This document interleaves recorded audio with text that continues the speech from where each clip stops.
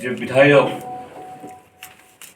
বা জনপ্রতিনিধি হলেও আরেক দিক থেকে সেগুলোকে তারপর টিএফডিপিসি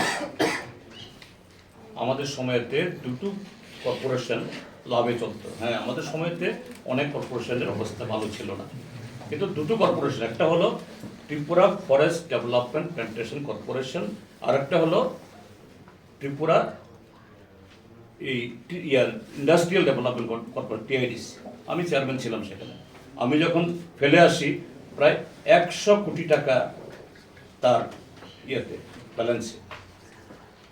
টিএফডিপিসিতেও আমি ফরেস্ট মিনিস্টার ছিলাম, চেয়ারম্যান ছিলাম না সরাসরি।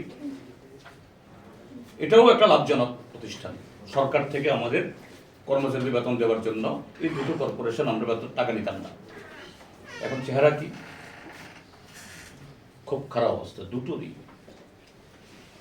তো দুর্নীতি কোথায়? আর বলছে ত্রিপুরা শ্রেষ্ঠ। হ্যাঁ, শ্রেষ্ঠ হয়েছে, দুর্নীতিতে শ্রেষ্ঠ। এরপর বলছে এত উন্নতি হয়েছে, 91,000 লাখপতি দিদি। 91,000 লাখপতি দিদি যদি হয়ে থাকে, কেন এত চুরি রাহাজানি, কেন এত অপরাধ মানসিকতা বাড়ছে? যদি অর্থনৈতিক উন্নতি হয়, সমাজের শৃঙ্খলা সুন্দর হবে, সাবলীলতা আসবে। বিধানসভায় বললাম 91,000 লাখপতি দিদির তালিকা বের করুন দেখি একটু। এই দিদিরা গিয়ে একটা নমস্কার করি গিয়ে,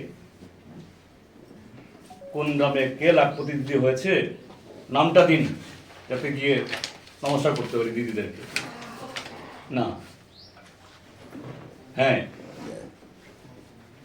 91,000 লাখপতি দিদি না হলেও ত্রিপুরার যে গত 7 বছরে কয়েকশো কোটিপতি হয়েছে, কয়েকশো জন, বেশি না।